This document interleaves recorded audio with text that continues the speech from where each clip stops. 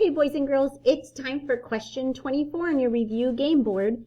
So let's go ahead and get started. Cora and Cecilia each use chalk to make their own number patterns on the sidewalk. They make each of their pattern 10 boxes long and line their patterns up so they are next to each other. Cora puts a 0 in her first box and decides that she will add 3 every time to get the next number. Cecilia puts 0 in her first box and decides that she will add 9 every time to get the next number. So complete each grid's sidewalk pattern.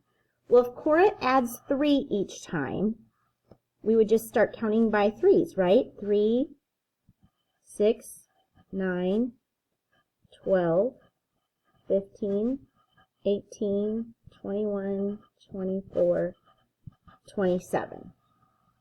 And then Cecilia counts by 9s, or adds on 9 each time. So 18, then we could do 9 times 3, 9 times 4, 9 times 5, 9 times 6, 9 times 7, 9 times 8, and 9 times 9, 81.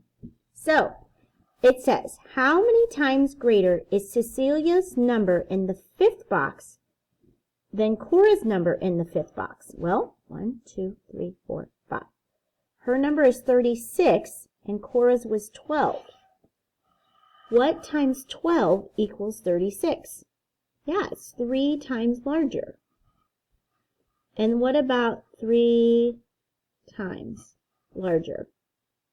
How many times greater? 3 times. What about in the 8th box? 1, 2, 3, 4, 5, 6, 7, 8. 21 to 63. What times 21 is 63? 3. And then in the 10th box, 27 times 3 equals 81. So it says, what pattern do you notice for your answers for part B? Why do you think that pattern exists? Well, 3 times 3 equals 9. So each box in pattern B will be 3 times as big as the box above.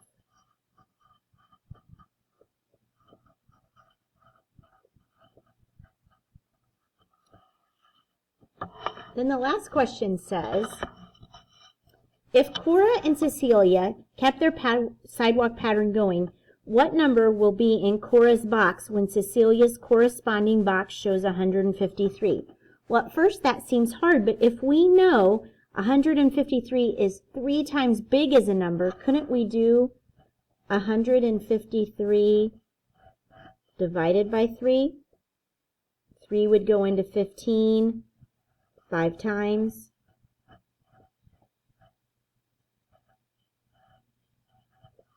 3 goes into 3 1 time.